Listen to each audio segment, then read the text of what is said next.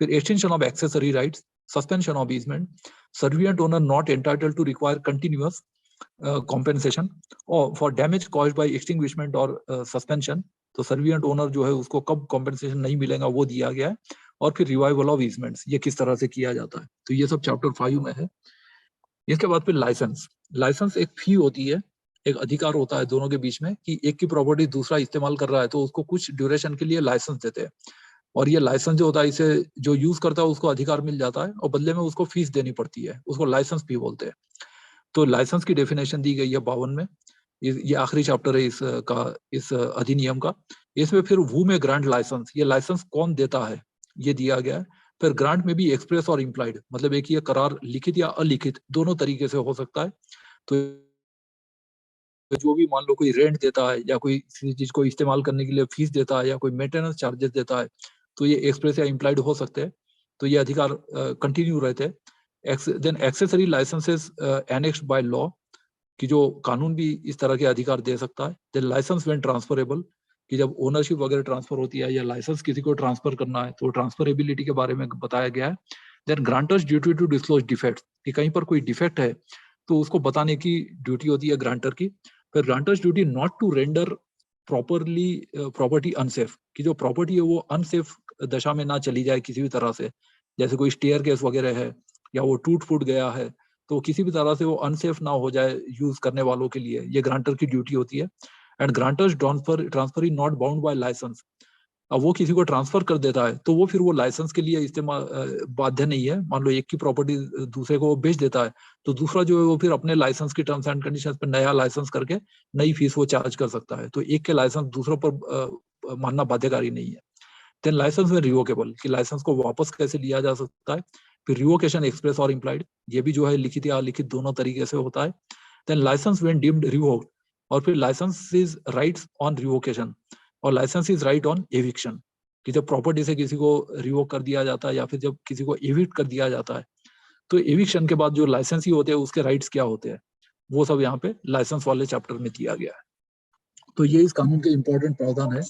ये कानून land law का एक इम्पोर्टेंट कानून है और जनरली ये समझने में थोड़ा डिफिकल्ट है, तो इसलिए इसको एलएलबी थर्ड ईयर में जनरली पढ़ाया जाता है।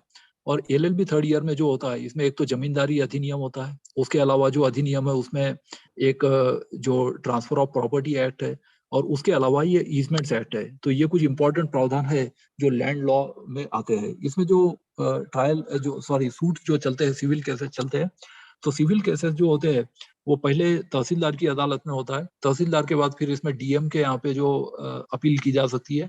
डीएम के बाद फिर ये जो कमिश्नर, मतलब जो डिविजनल कमिश्नर होता है, तो डिविजनल कमिश्नर में जैसे 4, 5, 10 डिस्ट्रिक्ट आते हैं तो डिविजनल कमिश्नर के यहाँ हो सकता है। और उनके इससे मतलब रेवेन्यू कोर्ट्स में ये सब केसेस चलते हैं और उसमें यदि ना हो हल तो उसके बाद फिर जो है जुडिशियरी में जाया जा सकता है, जो डिस्ट्रिक्ट कोर्ट होता है या फिर उसके ऊपर हाई कोर्ट और सुप्रीम कोर्ट तो है ही। तो इस तरह से इसके सूट या जो रेवेन्यू केसेस होते हैं वो चलते हैं। अब इसमें किसी को कोई प्रश्न है या कोई प्रावधान इसमें कोई और डिटेल में देखने हो तो फिर इसको और डिटेल में जा सकते हैं। वैसे मेरे पास ये हिंदी में भी है, ये तो हिंदी में भी यदि देखना हो पीडीएफ तो हिंदी में भी मैं एक्सप्लेन कर सकता हूँ। तो इसमें जो श्रोतागण है इसमें किसी के कोई प्रश्न हो या इस पर कोई कमेंट्स वगैरह हो तो आप कह सकते हैं।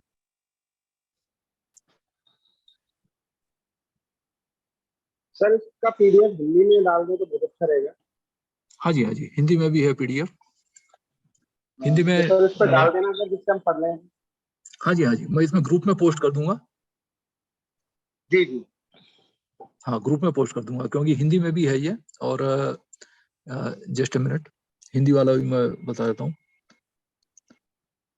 लेकिन हिंदी में कुछ भाषाएं और ज्यादा डिफिकल्ट हो जाती है, इंग्लिश फिर भी समझने में थोड़ा इजी होता है क्योंकि आजकल हम इंग्लिश भी बहुत इस्तेमाल करते हैं। हिंदी में जो है कभी कभी ये कुछ ऐसे टेक्निकल वर्ड्स बोल सकते हैं हम कि जो समझना और भी ज्यादा मुश्किल हो जाता है। ये एक प्रॉब्लम हिंदी में अक्सर आती है। तो जो हिंदी में है ये वो है जो मैं बता रहा हूँ, ये ऑथेंटिक वेबसाइट से लिया गया है। तो ये सुखाचार अधिनियम कहा जाता है। और जो लाइसेंस है उसके बारे में जस्ट मिनट, ये शेयरिंग तो हो गया है बट ये ऊपर नहीं जा रहा। हाँ यस, सुखाचार और अनुज्ञप्ति, अनुज्ञप्ति जो है इसको इसमें लाइसेंस कहा गया है इंग्लिश में, तो मेरे ख्याल से लाइसेंस ज्यादा इजी शब्द है रादर देन अनुज्ञप्ति। तो उसके बारे में अनुज्ञप्ति मतलब कोई किसी को लाइसेंस अनुज्ञा मतलब है कि उसको इस्तेमाल करने की जो परमिशन देता है उसको हम लाइसेंस कहते हैं, और उसके बदले में जो उसको यूज कर रहा है वो उसके बारे में लाइसेंस फी देता है, जिसकी प्रॉपर्टी वो इस्तेमाल कर रहा है उसको।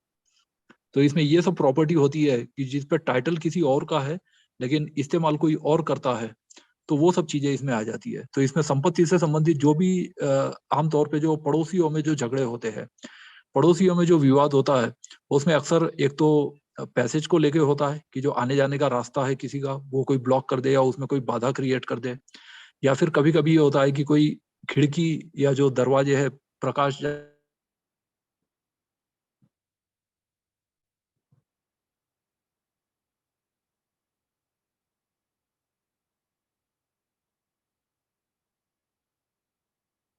सुखाचार अधिनियम है ये लागू होता है, और ऐसे में फिर जो है एक पड़ोसी दूसरे पड़ोसी पर केस करता है, और फिर उसमें जो उसका अधिकार है या नहीं है, या फिर इसमें पास्ट में क्या स्थिति थी और वर्तमान में क्या स्थिति है, कितने साल से वो अधिकार का इस्तेमाल हो रहा है, उसके लिए कौन किसी को कितना उसका देनदारी रहेगा, मतलब कॉम्पेंसेशन या डैमेजेस यदि किसी को देनी है तो उसका अमाउंट क्या रहेगा, या फिर कोई लाइसेंस फी है तो लाइसेंस फी को किस तरह से रेगुलेट किया जाएगा, या फिर जब ओनरशिप चेंज हो जाती है कि मकान मालिक चेंज हो गया, किराएदार चेंज हो गया, या फिर संपत्ति का जो ट्रांसफर या लीज है वो चेंज हो गया, या फिर संपत्ति को कोई गिरवी रख के उस पर किसी और का थर्ड पार्टी का अधिकार बन जाता है, तो ये जो अलग अलग सिचुएशंस होती है इसमें जो जो विवाद होते हैं वो सब इस अधिनियम के तहत इसका निस्तारण किया जाता है।